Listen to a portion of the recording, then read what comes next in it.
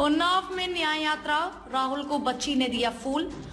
आज गेन में अचानक रुकवाई गाड़ी। लोगों से मिले कानपुर यात्रा का रूट 26 किलोमीटर कम हुआ। राहुल गांधी की यात्रा का बुधवार को 39वां दिन है, जबकि यूपी में यात्रा का छठा दिन है। राहुल की यात्रा लखनऊ के बंथरा से उन्नाव पहुंची। यहां राहुल करीब 1.5 घंटे में 13 किलोमीटर का रोड शो करेंगे। इसके बाद कानपुर जाएंगे। कानपुर में पहले राहुल की 28 किलोमीटर की न्याय यात्रा निकलनी थी, लेकिन अब 2 किलोमीटर की ही यात्रा करेंगे।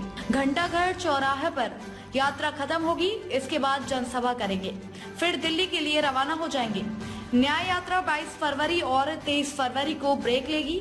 24 फरवरी को यात्रा फिर मुरादाबाद से शुरू होगी। इससे पहले मंगलवार को राहुल रायबरेली से यात्रा शुरू करेंगे। शाम 6 बजे लखनऊ पहुंचेंगे। रात करीब 8:30 बजे घंटाघर पहुंचे और जनसभा की। केजरीवाल बोले, सीट शेयरिंग पर कांग्रेस से चर्चा आखिरी चरण में। पंजाब में अकेले चुनाव लड़ने पर कहा, हमने जीत के लिए यह फैसला किया। दिल्ली के मुख्यमंत्री अरविंद केजरीवाल ने मंगलवार 21 फरवरी को कहा कि दिल्ली में लोकसभा चुनाव सीट शेयरिंग के लिए कांग्रेस से चर्चा चल रही है। हम चर्चा के अंतिम चरण में पहुंच गए हैं। जल्द ही सीट शेयरिंग का ऐलान किया जाएगा। पंजाब में 10 फरवरी को अरविंद केजरीवाल ने एक रैली में कहा था कि राज्य में पार्टी अकेले चुनाव लड़ेगी। इस पर मंगलवार को केजरीवाल बोले, इस फैसले पर हम पुनर्विचार नहीं करने वाले हैं। हमने जीतने के लिए यह फैसला किया है। इसके अलावा केजरीवाल ने कहा कि अन्य राज्यों में भी गठबंधन को लेकर कई दौर की चर्चा हो चुकी है। जल्द ही अन्य राज्यों में भी गठबंधन का ऐलान किया जाएगा। आपके महासचिव और राज्यसभा सांसद संदीप पाठक ने 14 फरवरी को कहा था कि हम कांग्रेस को दिल्ली में एक ही सीट देने पर विचार कर रहे हैं। कांग्रेस एक से ज्यादा सीट की हकदार नहीं है, लेकिन अगर सूत्रों की माने तो कांग्रेस और आप सीट बंटवारे के लिए 4-3 फॉर्मूले पर चर्चा कर रही थी। इसमें कांग्रेस 4 और आप के 3 सीटों पर चुनाव लड़ने की अटकलें थी। टीम इंडिया के सलामी बल्लेबाज यशस्वी जायसवाल ने राजकोट टेस्ट में दोहरा शतक लगाकर भारत की जीत में अहम योगदान दिया। 21 साल की उम्र में टेस्ट डेब्यू करने वाली जायसवाल महज 7 मैचों में 2 अर्धशतक, 3 शतक और 2 दोहरे शतक लगा चुकी है। वे टेस्ट क्रिकेट में 1000 रन पूरे करने के भी करीब है। यशस्वी 7 मैचों की 13 इनिंग में 861 रन बना चुके हैं। अगर अगले मैच की पहली इनिंग में वे 139 रन बना लेते हैं तो वे सबसे कम इनिंग्स में 1000 रन पूरे करने के मामले में विनोद कांबली के भारतीय रिकॉर्ड्स की बराबरी कर लेंगे।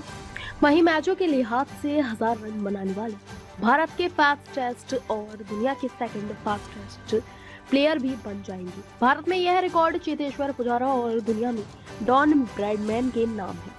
ब्रैडमैन ने 7 मैचों में 1000 रन पूरा करने का कारनामा किया था। भारत के पूर्व बल्लेबाज विनोद कांबली ने 14 इनिंग्स में 1000 रन पूरे किए थे। वे भारत के लिए सबसे कम इनिंग्स में 1000 टेस्ट रन बनाने वाले खिलाड़ी बने।